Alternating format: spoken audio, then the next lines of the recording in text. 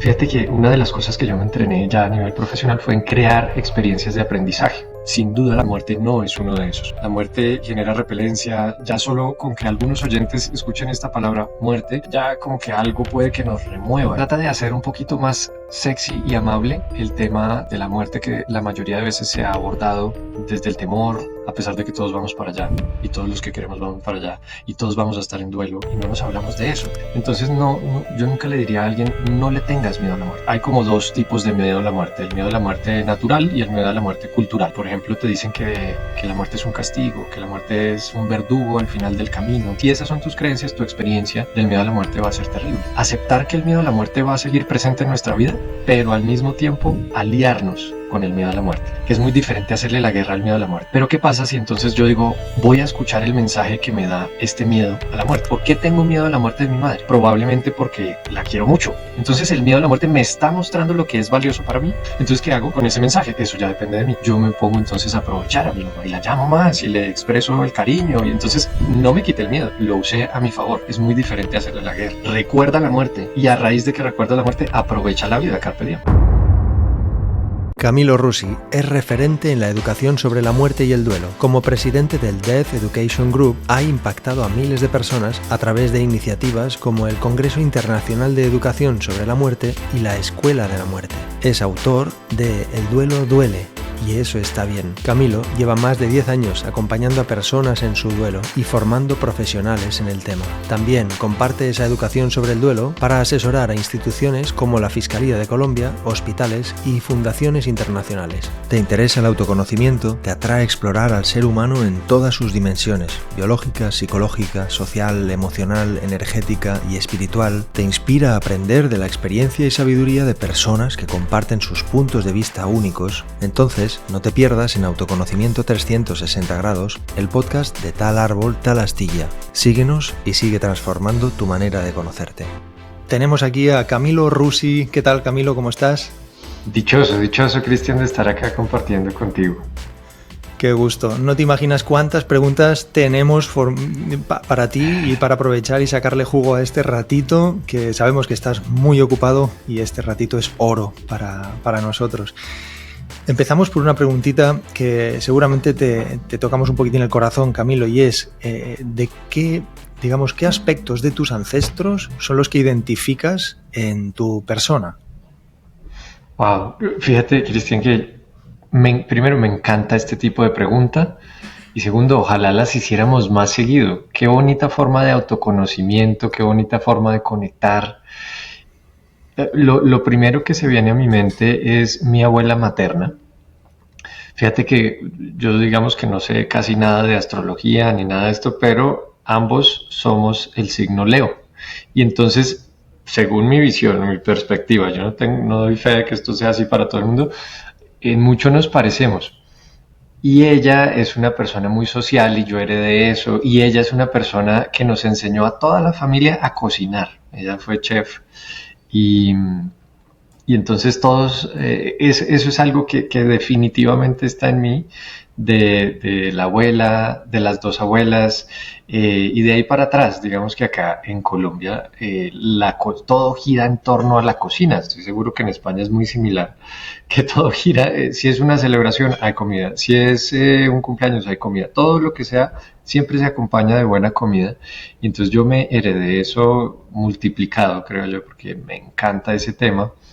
Y bueno, estoy hablando de la luz, ¿no? Pero muchas cosas me he heredado también de la oscuridad. Por ejemplo, el temperamento de mi abuelo materno. Él tenía un temperamento fuerte, y entonces yo en mi infancia viví ese temperamento. Hoy en día lo modero mucho más, pero como una mentalidad un poquito estricta, ¿no? Además yo me entrené como ingeniero, y él también tenía esos rasgos de ingeniería.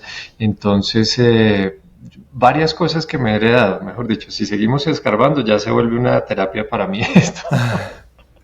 Qué bueno, pero es precioso que nos abras tu corazoncito y seguramente expliques cosas que no hay mucha oportunidad, ¿no? de explicar este tipo de cositas. Es hermoso.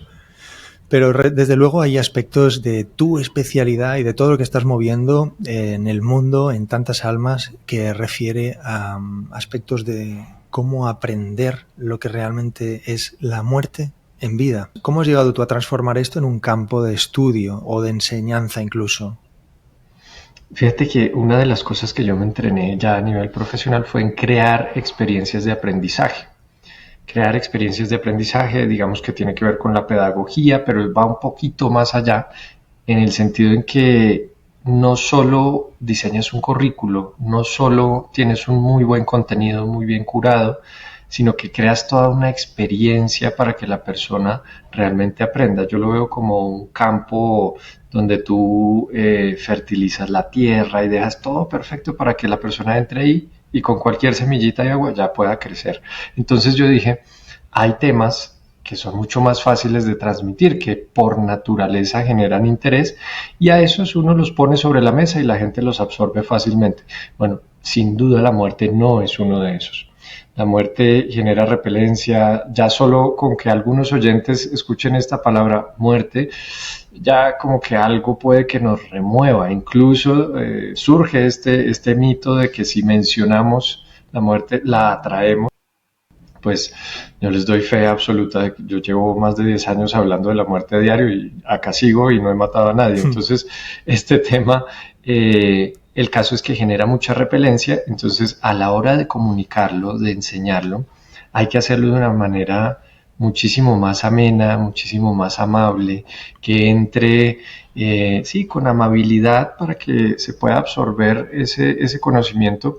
Hay una barrera grandota de incomodidad al principio, pero tú pasas esa barrera y de ahí en adelante lo que hay es una plenitud, una autenticidad. Yo lo veo en los cursos y en los diplomados, la gente al principio empieza como un poquito tímida, incluso sin mencionar la palabra, pero después es una conexión absoluta, se genera una comunidad muy fuerte en los diplomados, en los cursos.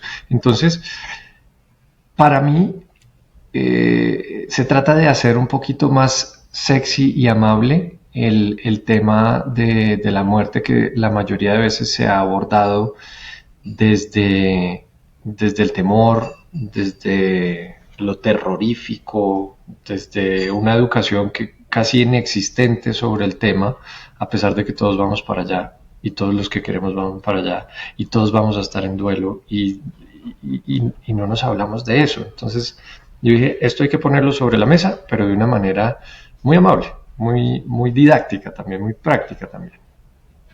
Sí, es cierto, porque al final, sí, la palabra miedo tan asociada a un concepto de hablar y de la muerte y que represente tanto miedo, ¿qué representa este impacto, ¿no? en la forma de vivir este miedo asociado a la muerte?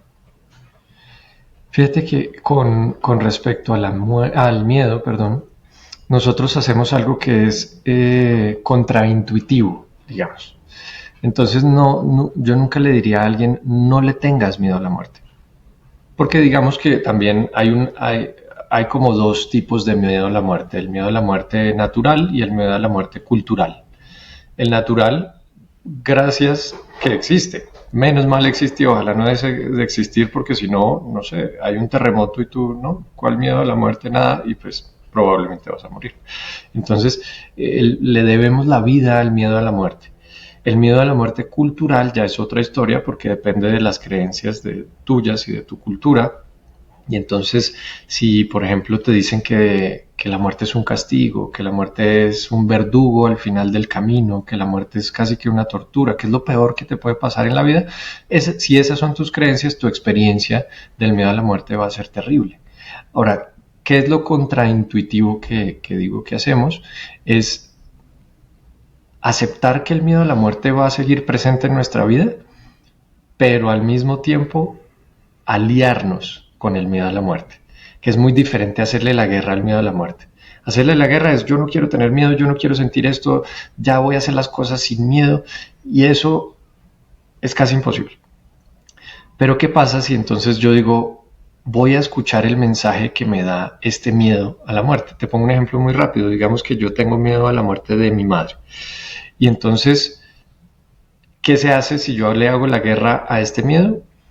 esto no se habla acá en la casa, nadie menciona este tema porque es que lo atraemos, porque es que esto no va a pasar, porque es que, y lo aplazamos, lo procrastinamos, nunca se habló hasta que pasa.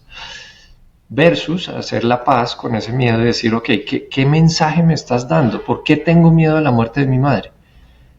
Probablemente porque la quiero mucho, probablemente porque es valiosa en mi vida y la relación que tenemos es valiosa.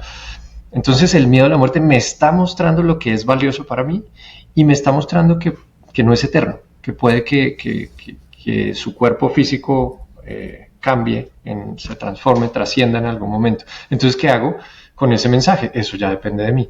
Yo me pongo entonces a aprovechar a mi mamá y la llamo más y le expreso el cariño y entonces no me quité el miedo, lo usé a mi favor. Es muy diferente a hacerle la guerra. Así lo abordamos. Claro, sí, porque el proceso de aceptación de la muerte, si lográramos, ¿no?, ese proceso de aceptación con más naturalidad, realmente, ¿cómo crees que podría llegar a cambiar la manera de vivir? Ya más o menos estás contestando todo el rato, ¿no? Vamos a darle un poquito de detalle, pero ¿cómo podrías vivir ya habiendo aceptado íntegramente esa existencia y este procedimiento, ¿no?, de igual vida, igual muerte? Claro, claro, claro. Cambia radicalmente y te da muchos regalos. Fíjate que la aceptación de la muerte te da muchos regalos. Los estoicos decían el memento mori, el famoso memento mori, pero ellos no lo decían solito, lo acompañaban de memento mori carpe diem, es decir, recuerda la muerte y a raíz de que recuerda la muerte, aprovecha la vida, carpe diem. Eso es lo que te da. Muchas veces tomamos las cosas por sentado, somos seres de hábito y entonces está muy fácil que yo abro el grifo y sale agua y esa agua me permite vivir, pero el día que no, entonces ahí memento mori. Recuerdo la muerte, recuerdo que soy vulnerable, recuerdo que esto se puede acabar en cualquier momento, recuerdo que después de esta conversación tal vez no sea probable, pero es posible que o Cristian o yo muramos y entonces ¿con qué me quedo? Con el presente, me quedo con este presente que sí tengo y entonces ese memento mori me empuja a aprovechar la vida. Es muy hermoso hacer eso y fíjate que tenemos unos maestros muy pequeñitos pero enormes que son los niños. Tú me decías ahora fuera del aire que tienes dos pequeños y probablemente has visto que para ellos hablar de estos temas, sobre todo cuando son más pequeñitos y todavía no tienen como tanto condicionamiento cultural, es sencillísimo y te preguntan, oye papá, ¿y tú te vas a morir? ¿Y cuándo? Y yo me voy a morir y todos nos vamos a morir. Y claro, uno como adulto queda en shock con esas preguntas por su condicionamiento cultural, pero son preguntas absolutamente naturales. Imagínate, Cristian, que todos habláramos con tal naturalidad de la muerte, sería un tema mucho menos tabú, mucho más ameno y lo podríamos abordar como tal, de manera mucho más amena. Entonces sí nos cambia totalmente la experiencia, te facilita las decisiones, eso es algo importantísimo. Cuando tú pones las cosas, yo lo digo, en la perspectiva de la cama de muerte, las decisiones del presente se vuelven mucho más sencillas. A veces nos hacemos muy difícil la vida por decisiones pequeñitas o por discusiones incluso pequeñitas. Y entonces yo me hago la pregunta, ¿será que en mi lecho de muerte esto va a ser relevante? ¿Será que esto va a cambiar mi experiencia de ese momento? Probablemente no, entonces suelto más fácilmente la decisión o la emoción o probablemente sí, entonces le pongo mucha atención. Como que es una brújula que te orienta hacia lo importante. Me encanta y encajo lo de, bueno, memento mori carpe diem, pues realmente va asociado a una de las preguntas que tenía pensadas hacerte y claro, diríamos que esa misma expresión llevaría a poder evidenciar que una de las formas, digamos, una de las lecciones más importantes que puede darnos la vida sería algo relacionado a la experiencia presente. Más o menos, o sea, entiendo que el concepto presente lo asocias de alguna forma a esa asociación, memento mori carpe diem. Sí, como que te lleva al presente, porque es que somos seres que les gusta la seguridad. por eso evolucionamos así, ¿no? Nos gusta, en la época de la caverna, todo aquello que era impredecible e inseguro era una amenaza de muerte. Entonces nos volvimos muy adversos a cualquier incertidumbre, a cualquier cambio. ¿Qué pasa? Que llega el memento mori, llega la muerte y nos dice, resulta que las cosas son bastante impredecibles. ¿Sí? Podemos nosotros hacer predicciones. Por ejemplo, yo puedo comer sano, hacer ejercicio, cuidarme mucho, y entonces yo estoy asumiendo que eso va a hacer que yo tenga una vida larga y saludable, pero me atropello un bus. Y entonces eso es algo impredecible, ¿sí? Un accidente, eso es algo impredecible. Entonces ese es el memento mori que te dice, sí, puedes planear a futuro, sí, puedes pensar a futuro, puedes cuidarte, pero ten en cuenta que lo que realmente tienes es este momento. Ten en cuenta que lo que existe para ti en la realidad es este momento. Y es muy hermoso porque no es que nunca más pienses a futuro, no es que no te prepares, es que empiezas a valorar mucho más el presente. Yo creo que nuestra mente hoy en día, en las sociedades modernas, tiene un desequilibrio. Está muy en el pasado, muy en el futuro, y algunas veces se pasa por el presente. Cuando tú estás en una fiesta o en una reunión social y te ríes y expresas, estás ahí en el presente, estás disfrutando. Cuando tú, por ejemplo, te entregas al llanto, a la tristeza, sin pensar que se te va a pasar, sin pensar que por qué está pasando esto, te entregas a la tristeza, que es algo que yo recomiendo en el duelo, ahí estás en el presente. Cuando tú te botas en paracaídas, tú no puedes pensar en nada, estás en el presente, ¿sí? Entonces, la mente puede estar en cualquiera de esos tiempos, ninguno es malo, pero el veneno está en la dosis. Entonces, si mi mente está demasiado en el pasado o demasiado en el futuro, pues me pierdo de lo que es acá real. Entonces yo no digo no nos vayamos ni al pasado ni al futuro, solo equilibremos un poquito porque estamos desequilibrados. Oye, una pregunta que me salgo del guión. Realmente Buenísimo. es que sí, porque ¿por qué se asocia el color negro al proceso de duelo? Esto realmente, seguramente, no sé, porque yo estoy acostumbrado a verte además, fíjate que mediáticamente apareces normalmente, sí, de negro, además con el fondo negro, y hoy estás súper blanco, fondo blanco, sí. La primera imagen ha sido como impactante, ¿no? Cuéntanos un poco. Sí, es un poco raro. No, la verdad es que me hubiera gustado el fondo negro, no alcancé a ponerlo, esa fue la verdad. Vale. Sí. Pero me gusta mucho el fondo negro y me gusta mucho el color negro porque, Cristian, el duelo, más allá de conectar con la luz, se trata de hacer las paces con tu oscuridad. Eso te cambia completamente la experiencia de duelo. Más allá de conectar con la luz, que es perfecto y es bienvenido, se trata en gran medida de hacer las paces con tu oscuridad. ¿A qué llamamos hoy en día oscuridad? A la tristeza, a la rabia, al miedo, a la sensación de abandono, a la desolación, a la desesperanza, a la culpa, todo esto que es como tan intenso y que la sociedad dijo, eso no, tú aléjate de todo eso. Lo que pasa es que eso es parte inevitable de nuestra vida, de nuestra experiencia de vida. Entonces por eso es oscuro. Es como una habitación que está oscura. Hay una habitación que está iluminada y en esa pues nos sentimos bien porque vemos lo que hay ahí y entendemos lo que hay ahí y tenemos como ese control evolutivo que nos gusta y entramos a esta habitación oscura y ¿qué me va a atacar? Todo el mundo me ha dicho que acá es terrible. Entonces hacer las paces con la oscuridad tiene más que ver con encender una velita, encender una luz dentro de esa habitación oscura para ver las cosas por lo que son. Y entonces tú ves ahí la tristeza no cambia porque tú la veas, la tristeza sigue ahí. Pero ahora ves que la tristeza tiene una función evolutiva súper útil, ves que es completamente natural estar triste si estás en duelo, lo mismo con la rabia, lo mismo con la culpa, lo mismo con todas estas que mencioné, son incómodas, eso es evidente, son incómodas, pero son incómodas por una razón. Si no lo fueran, no les ponemos atención, no escuchamos sus mensajes, no podemos hacer algo con ellas, no en su contra, sino con todas estas sensaciones intensas. Entonces se vuelve muy bonito hacer las paces con la oscuridad porque ya no estás en guerra. El duelo cambia radicalmente, tu experiencia de duelo cambia radicalmente dependiendo si le haces la guerra o lo abordas desde la paz. Hacerle la guerra es, yo no quiero sentir nada de esto que estoy sintiendo, yo voy a seguir adelante, yo voy a ser fuerte y listo, chao.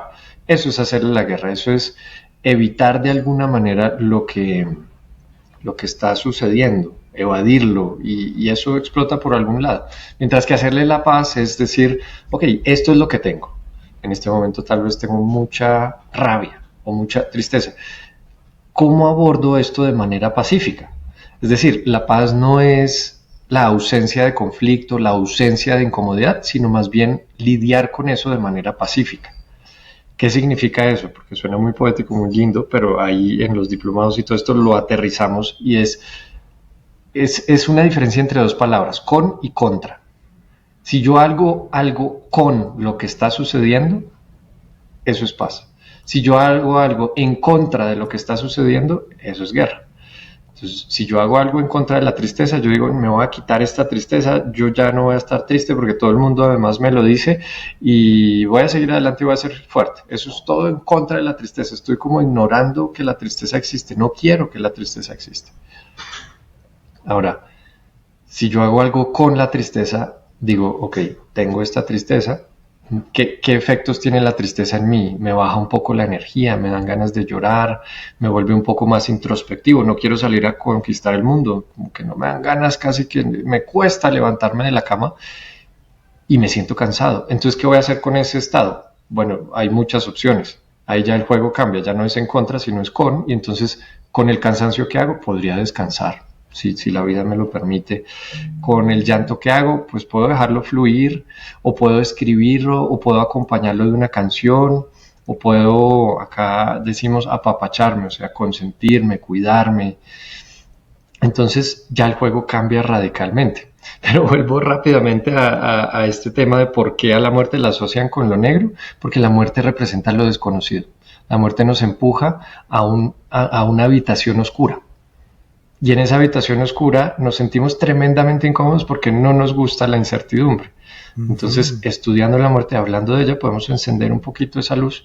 Nunca va a ser completamente clara porque hay misterios de la muerte que no se pueden descifrar. Justo se llaman así, los misterios de la muerte. Pero se puede vivir de manera mucho más amena. Fíjate que en la imagen, simplemente para darle un poquitín, ¿no?, de comentario a lo de los colores, ¿no? La imagen de aquí en España, no sé, en Colombia, pero aquí en España, la imagen de las abuelas que durante años siempre el único color que usaron fue el negro, ¿no? Al haber vivido, bueno, anteriormente yo entiendo que generaciones atrás había muchas más muertes por una cuestión de naturaleza de enfermedades o mil motivos más, ¿no? Pero luego, a diferencia, en una cultura árabe, un amigo mío, por ejemplo, yo tuve la oportunidad de conocer a su abuela de cultura bereber en el norte de África y el duelo allí conlleva una vestimenta de blanco. Fíjate qué transformación cultural, ¿verdad? Pero bueno, más allá de este comentario y siguiendo un poquitín, cuando hablas en las diplomaturas, entiendo que hablas de la Escuela de la Muerte, ¿verdad? Sí, tenemos un diplomado que se llama la Escuela de la Muerte y pronto, que esto me emociona muchísimo, sale la Maestría del Duelo, que es para personas que quieren aprender a acompañar profesionalmente el duelo. Entonces tenemos esos dos y varios cursos y talleres más pequeñitos. Qué bueno, porque justamente eso es lo que te quería preguntar. Si la diplomatura concierne a personas que quieren aprender como modelo de autoconocimiento y crecimiento personal, ¿no? Pero ahora, justamente, también para acompañantes. Correcto. Digamos que en la Escuela de la Muerte, lo que hicimos fue hacer una combinación que te deja muy en paz con el duelo y con la muerte de una manera muy práctica. Entonces ahí entran muchas personas que están atravesando, viviendo duelos, cualquier tipo de duelo, y también entran profesionales que quieren involucrarse más con el tema. Ya si quisieran a aprender de manera muy contundente a acompañar a alguien en duelo de manera súper responsable, entonces ahí ya está el siguiente, que es la maestría del duelo. Pues vuelvo un poquitín a la pregunta principal, fíjate, porque hay aspectos de mi especialidad en psicogenealogía dentro del tratar a las personas un poquito analizando y observando patrones o lealtades familiares correspondientes a esa transmisión genética. Te comentaba antes, cuando estábamos y todavía no estábamos grabando, te comentaba que hay algunas personas que acuden muchas veces realmente, personas que arrastran ciertos patrones de tristeza, que en cuanto a la pregunta clave es, oye, ¿esto desde cuándo? ¿No? Porque no hay eventos claros que puedan determinar que hay un duelo específico a hacer, ¿no? Entonces, la pregunta, ¿desde cuándo existe esta emoción, ¿no? Y cuando la respuesta es desde siempre, automáticamente es como, bueno, tenemos que dar un salto a algún lugar atrás, ¿no? Y hasta qué punto, o no sé si te has encontrado casos, o qué opinas de que un proceso de duelo pueda ser algo tan intenso que se ha vivido a nivel familiar, que haya generaciones posteriores que todavía vibren en esa emoción. Claro, para mí es evidente que eso sucede. Lo que pasa es que, digamos, no tengo una evidencia científica, digamos que ha sido más desde la experiencia que lo he visto, y también me parece lógico. Fíjate que la mariposa monarca es famosa por hacer una de las migraciones más largas por todas las Américas, desde la punta de Norteamérica hasta la Patagonia. Pero la mariposa monarca vive más o menos 2 semanas. Y por supuesto en estas 2 semanas no alcanza a hacer ese tremendo viaje. Entonces, ¿qué pasa? Que la mariposa monarca se va reproduciendo por el camino y las que nacen ya saben a dónde tienen que ir. Es decir, se están transmitiendo la ruta de manera genética, de una manera contundente, porque es que si no, se dispersan, no llegarían, pero ellas hacen su migración. Y varias generaciones de mariposas mueren durante el camino. Entonces, para mí es algo, si nos vamos más allá de cualquier creencia, si nos vamos a lo evolutivo, para mí hace todo el sentido que si, por ejemplo, yo viví mucho miedo a los cocodrilos en esta vida, mis hijos lleguen sabiendo de alguna manera que los cocodrilos son peligrosos. Claro, eso pasa por supuesto a nivel físico, pero también siento que es congruente que pase a nivel psicológico. Y yo lo he visto, por ejemplo, que se pasa de generación a generación, incluso sin un contacto demasiado latente entre las dos personas, mamá e hija o papá e hijos, sin que haya demasiada, incluso puede ser un padre ausente, pero ese padre vivió mucha violencia contra otros hombres, entonces hijos e hijas sienten aversión a los hombres, ¿sí? A los hombres jóvenes, por ejemplo. Entonces, en el duelo, eso lo he visto, digamos, de manera experiencial. No te podría decir que hay patrones exactos de que si tú viviste esto, entonces tu hijo esto. Creo que es más algo interesante de tener en cuenta. Lo que sí pasa en el duelo de manera muy contundente es que un duelo presente te puede arrastrar a tu presente varios duelos del pasado. Entonces es como si se creciera un río muy rápido y ese río empieza a traerse todo lo que hay por el camino y te lo pone acá en el presente y bueno, por supuesto te atropella tanta intensidad. Pero es evidente que, por ejemplo, me llegan mucho a los acompañamientos de duelo personas que están en duelo, por ejemplo, por la muerte de un animal de compañía. Y empezamos la sesión hablando de ese tema, que es un tema muy invalidado, entonces es muy bonito que vayan y lo validen, y lo vivan y lo sientan, y de pronto sale, oye, y yo estoy entendiendo hasta ahora que nunca lloré a mi papá. Y entonces empezamos a abordar el duelo del papá, a pesar de que llegamos por otro duelo. Entonces a eso me refiero con que se trae todo lo que haya en el pasado. El duelo te da como esa oportunidad de procesar sin importar hace cuánto tiempo haya sucedido. yo me imagino que genealógicamente eso atraviesa generaciones. Hoy en día vivimos duelos de cosas intensas que pasaron a nuestros ancestros y, y como te digo, no lo veo a nivel científico porque no tengo una evidencia, pero lo veo a nivel experiencial. Y en lo que refiere a la asociación, ¿no?, que suele haber entre el duelo y el silencio o el secreto, ¿no? Qué unión tan increíble de lo que representa experimentar ese duelo y asociarlo rápidamente a un encriptado, ¿no? A un decir, bueno, esto no se habla. ¿Qué Sí. tipo de experiencias o ejemplos de casos nos podrías dar? Fíjate que el secreto pesa, es como si la energía del secreto fuera pesadísima y entonces tú la cargas y entonces tienes que ser congruente con ese secreto, entonces no puedes ser tú mismo, no puedes expresarlo, no puedes abrirlo, no puedes decirlo. Y entonces en una sesión esta persona mencionaba que había un secreto y cuando lo mencionaba yo le sentía como que como si estuviera cargando un yunque y entonces menciona secreto y dice, uff, le agrego otro poquito de peso a ese yunque, le agrego otro poquito de peso.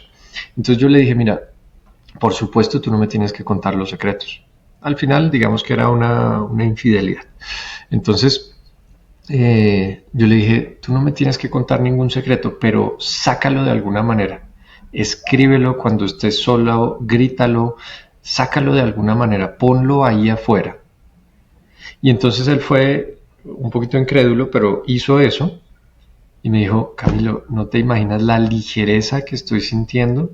No se lo dije a nadie, no se lo revelé a nadie, no cambió nada, solo lo saqué de mí, lo pude decir, porque estamos como con este tema de los secretos, estamos reteniendo mucho y es muy común que los secretos se perdieron por allá en una generación y entonces este señor tuvo la oportunidad de investigar y descubrir que sí hubo un secreto, que ese secreto era una infidelidad y entonces había como un enojo generacional contra, digamos, como una susceptibilidad a la traición por parte de los hombres, porque fue un hombre que fue infiel. Entonces, son cosas que yo digo, esto no es algo del otro mundo, no es difícil escribir tu secreto ahí, si quieres lo quemas, si quieres que no se sepa, no pasa nada, pero sácalo de alguna manera. Yo ahí sí lo veo como un tema, yo rara vez hablo de esto, pero tú ya me estás sacando todo esto, Cristian. Para mí es como un tema energético, ¿sí? De nuevo, no hay como una evidencia científica contundente que yo conozca de que esto funciona, pero a nivel energético se siente contundentemente la ligereza después de soltar algo como eso. Yo lo veo, perdón, acá la comparación es un poco grotesca, pero es como una vomitada. ¿Qué pasa si tú te quieres aguantar una vomitada? La vas a pasar muy mal, vas a estar... y mientras la sueltas, también la pasas mal. Pero después, ¡ay, qué ligereza! Se siente una ligereza. Y eso pasa con los secretos. Tremendamente comprendido, tal como lo explicas, y me alegro mucho también de estar tirándote un poquitín de esa parte también de aspectos que al final pues la muerte conlleva aspectos que se pueden reconocer desde nuestro conocimiento humano, científico, razón, pero luego, claro, hay tanto misterio, tanto que no sabemos, ¿no? Y bueno, hoy día se está poniendo muy, muy al día el conocimiento de las experiencias cercanas a la muerte con autores que están por aquí dando fuerte de este tema de información. Pero mira, me engancho a los aspectos de ejemplos que has puesto también de estos duelos que no son de seres vivos. Son duelos que representan más una pérdida de una identidad, de un propósito, un sueño, no sé, o de una desidentificación o incluso un duelo porque, oye, eres un exiliado y tienes una dictadura en tu país y tienes un duelo tremendo. ¿Qué diferencia hay entre los duelos que tú conoces? Es importantísimo ese tema, Cristian, porque nos ayuda a entender que el duelo no surge solo por la muerte física de un ser querido cercano. Esa es una de las razones por las cuales surge más contundentemente el duelo, pero, y justo esto lo aclaro en el primer capítulo de mi libro, el duelo surge por cualquier pérdida o cambio que para ti sea doloroso. Y la clave es para ti, porque entonces no es que si muere un animal de compañía, entonces todos tenemos que estar en duelo. No, digamos, si para ti fue significativo, entonces puedes estar en duelo. Y surge el duelo casi como un doctor que viene a sanar esas heridas que dejó la vida. Entonces, eso sucede mejor dicho, ejemplos, tú diste varios y podemos seguir dando porque es que lo que es significativo y doloroso para cada persona cambia, ¿no? Entonces puede ser de los que más acompaño yo son la muerte física, por supuesto, pero también varios con respecto a cambios en el físico. Entonces puede ser que tu cuerpo ya no rinde de la misma manera, puede ser una operación, puede ser un accidente, puede ser que ya no ves de la misma manera. Todo eso, si para ti es doloroso, entonces puede generar un duelo. También están las separaciones amorosas. ¿Sí? El divorcio de hecho, no importa si es un divorcio, si estaban oficialmente casados, no importa. Importa si a ti te dolió o no. ¿Sí? Entonces, si sí te dolió, entonces viene el doctor duelo a ayudarte. También, bueno, ya mencioné los duelos de la salud, los duelos de los cambios de las etapas de la vida. Eso es muy importante y me encantaría a mí que hubiera casi como un ritual, así como tenemos el funeral para la muerte física, que hubiera un ritual de paso, un rito de paso de cada etapa de la vida a la siguiente. Imagínate tú pasar de la niñez a la adolescencia de una manera un poquito más consciente, pasar de la adolescencia a la adultez joven de manera un poquito más consciente. ¿Qué pasa cuando no hacemos esto de manera contundente? Que nuestra psique puede quedarse por ahí en alguna de las etapas. Yo no sé tú, pero yo he visto varias personas que a pesar de ser mayores y tener, por ejemplo, 60 años, todavía tienen una mentalidad muy adolescente. Y entonces hace falta el rito de paso para hacer el duelo del adolescente. Las pérdidas económicas, las migraciones, hay tantas situaciones, la muerte del animal de compañía, el duelo gestacional es importantísimo, mejor dicho, el abanico es infinito porque la experiencia humana es muy amplia y lo que genere dolor puede generar un duelo. Tanto lo del rito de paso, ¿no? Me ha dado la luz también de sí que es cierto yo me encuentro mucho, por ejemplo, con ese rito, duelo de dejar atrás en el momento de esta llamada la crisis de la mediana edad, ¿no? Que aquí se llama la crisis de los 40. Ahí sí. Va, se ve tan claro, ¿no? El decir, es que llegas a un punto de tu vida en el que miras hacia atrás, ves un panorama, miras hacia el futuro, ves otro y es como, a ver, ¿en qué punto me encuentro? Tengo que dejar atrás algo y eso es un duelo. Claro. Increíble. Y uno, perdóname que sume uno que es tremendamente importante, que tú lo mencionaste, se llama el duelo de la expectativa.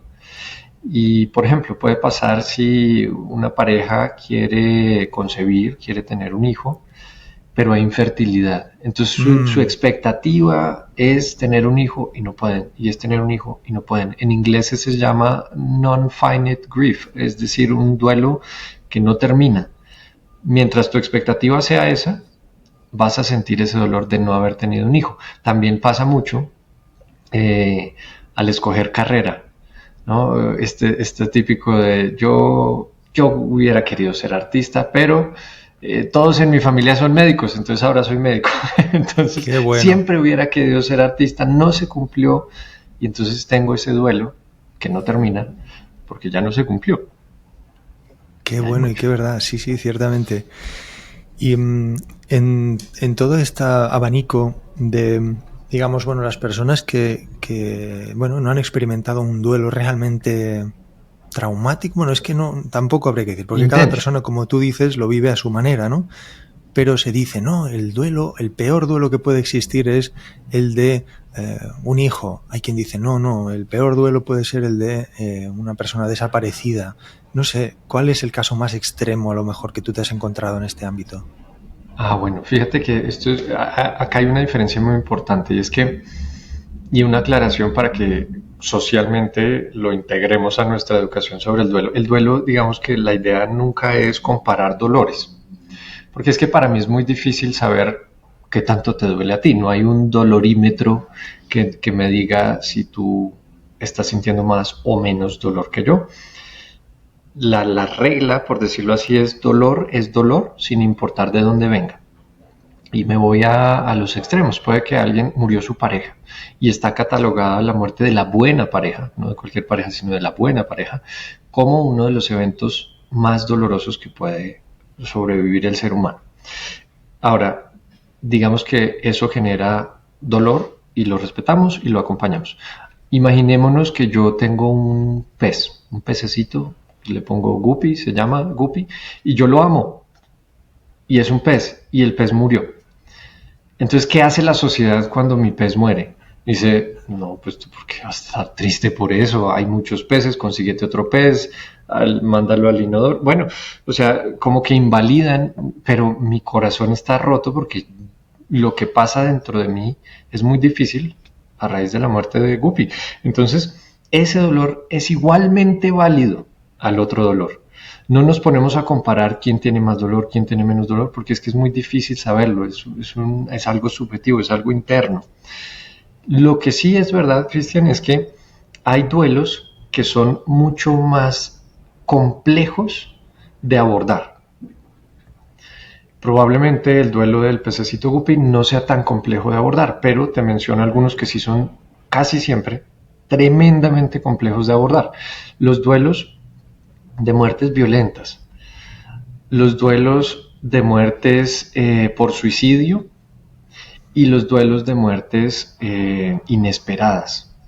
Sin duda esos son duelos que yo veo mucho más complicación de abordar el duelo. No es que duela más o menos o que comparemos eso, sino abordar el duelo, hacer el proceso del duelo es mucho más intenso. Surgen normalmente complicadores, los llamo así, del duelo, como la culpa, como la mente en un modo de tratar de entender por qué pasó esto, por qué sucedió, por qué tuvo que ser así, componentes de injusticia, mejor dicho, se complica mucho la mezcla, a pesar de que el dolor puede ser menor, mayor, igual, pero abordarlo es muy complicado. Suicidio, muerte inesperada, también el duelo, fíjate que hay un duelo que no involucra una muerte física, pero también es muy complicado de abordar, que es el duelo de una separación amorosa debido a una traición. Puede ser una infidelidad, puede ser lo que se perciba como traición en ese tipo de relación, pero ese también es muy difícil de abordar porque se percibe, porque se mete a la mezcla el tema de la injusticia, de la traición, yo te abrí mi corazón y de pronto tú aprovechaste esa vulnerabilidad y me hiciste daño. Entonces se complica. Hay una pregunta también que me genera mucha curiosidad y es, en este proceso de aceptación de la muerte y del aprendizaje de la muerte, ¿qué papel puede jugar entonces la fe, la conexión con una religión? Fíjate que hay estudios que lo que dicen es, sí, una creencia espiritual, por supuesto, ayuda al proceso de duelo y te reconecta de alguna manera con el bienestar, pero no cualquiera, no cualquier creencia, no cualquier dogma, no cualquier religión. Entonces ahí es como siempre nos dicen los consultores, depende, completamente depende. Yo te pongo un ejemplo y a mí me llegan muchas personas que están muy preocupadas por la idea de que su ser querido puede estar en lo que ellos llaman, o sus religiones llaman, un infierno. Entonces eso es una creencia espiritual, pero tenerla te genera mucha más preocupación en el presente que lo que te da paz. ¿Sí? Entonces, por supuesto, tú no quieres que tu ser querido esté en un infierno. Y esto, fíjate que pasa mucho cuando es una muerte por suicidio. Ese tema está casi establecido que es purgatorio, infierno. Bueno, es una creencia que, ojo, yo acá, por supuesto, no cuestiono ninguna creencia. Todas las creencias son válidas. Pero cuando estamos en duelo tenemos que ver esta creencia qué tanta paz me da y qué tanta paz me quita, ¿no? Entonces, si te quita mucha paz, yo lo que les sugiero a las personas que acompaño es, no es que te la arranques, no es que erradiques, porque eso no es tan fácil hacerlo con las creencias, es que hagas conciencia de que creas lo que creas, lo que en realidad pasa no va a cambiar. Eso es un poquito cruel decirlo, ¿no? Pero yo puedo creer que después de la muerte nos vamos a cabalgar en unicornios. ¿Y quién me dice que no? ¿No? O sea, ¿quién me dice que no? Y si esa creencia me da paz, pues ¿por qué no tenerla? Porque esa paz sí es verdadera acá en el presente. Y también la paz que me quita el creer en el infierno, por ejemplo, es verdadero que estoy angustiándome más aquí en el presente. Entonces yo les digo, acérquense un poco más a las creencias que les den paz, no a las que se las quiten. Ese es el rol de la espiritualidad en el duelo, y es muy contundente cómo cuando tú te acercas a esas creencias que te dan paz, tu experiencia de duelo cambia y sientes mucho más bienestar.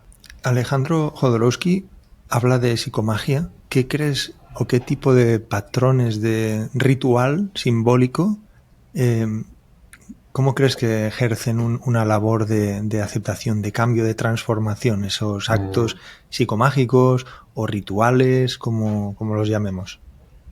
Me parecen importantísimos. Acá digamos que en los diplomados esto los llamamos ceremonias de duelo, rituales de duelo. Fíjate, Cristian, que y ojalá esto sea algo muy contundente que se puedan llevar quienes nos escuchan. El duelo lo que necesita es espacio.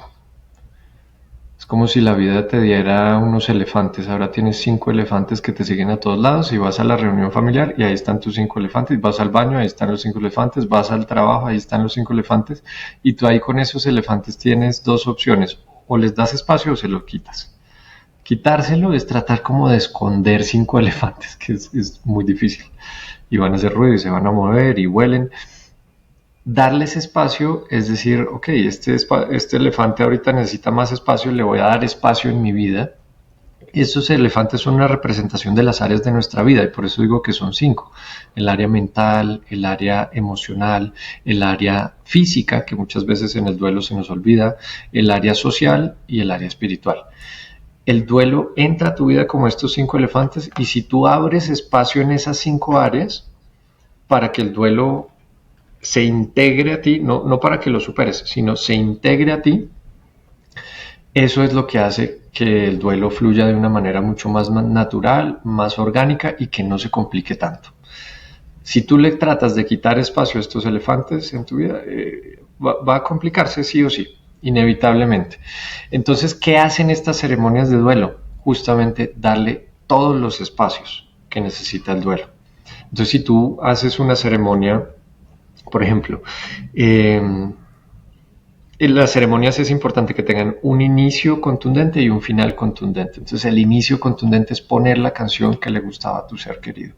Y durante el ritual, la ceremonia, lo que vas a hacer es escribir 3 cosas que agradeces haber vivido con tu ser querido, 3 cosas que todavía le querrías decir, 3 cosas de las que tal vez te arrepientes de hacer, y entonces empiezas como a interactuar con la idea de tu ser querido y con, si tú lo crees así espiritualmente, pues interactuar de una manera espiritual con tu ser querido, simbólica con tu ser querido, y entonces eso te da permiso de varias cosas. Espacio mental para entender todo esto que está pasando, para entender que yo tal vez tenía un asunto pendiente y quiero abordarlo ahora. Te da espacio emocional para permitirte sentir lo que surja para ti. Entonces tal vez estás escribiendo las gratitudes y se te empiezan a derramar las lágrimas, déjalas, entrégate a esa tristeza y ahí estás dando espacio emocional. Espacio social, si haces la ceremonia la haces en conjunto con otras personas o no, pero espacio social también implica buscar un acompañante de duelo, un profesional de la psicología, alguien que te acompañe y te oriente en el duelo, y también a veces implica alejarte un poquito de las personas que tal vez no comprenden el proceso muy bien y están es como haciéndote el cortocircuito a tu proceso. Por ejemplo, si juzgan mucho tus emociones y te dicen, tú ya, ¿qué haces sintiéndote triste todavía 6 meses? Y triste, no, busca. Bueno, ahí tal vez yo tengo derecho a estar triste, me alejo de ti un ratico mientras soy tolerable para ti. Espacio espiritual, ahí ya depende de cada persona. Y espacio físico, el espacio físico es para cuidar nuestro cuerpo, apapachar, como decía, nuestro cuerpo. Y, y así nuestro cuerpo nos ayuda también. A la final es como el vehículo que está transitando todo esto y para el cuerpo el duelo es estrés. Entonces es relajar el cuerpo, volver a activar ese sistema nervioso de recuperación, ¿no? El parasimpático, que es porque está estresado todo el tiempo y si lo dejamos así, lo ignoramos, pues va a seguir estresado y eso nos enferma sí o sí. Entonces, fíjate que las ceremonias y todo esto nos permiten darnos todo ese espacio que tanto necesitamos en el duelo. ¿Para qué? Para que el duelo fluya de manera natural, orgánica y lo integremos a nuestra vida. Hago énfasis en esto. El duelo no es para superarlo, es para integrarlo a nuestra vida, para que esos elefantes ya sea llevadero que estén con nosotros. Cambiaron nuestra vida cambió, pero eso no significa que tenga que ser terrible. No significa que tenga que ser mala. Solo integrando eso que sucedió podemos pues continuar de una manera mucho más amena, porque se puede continuar de manera en guerra, ¿no? Pero podemos continuar de manera más amena. Es súper interesante.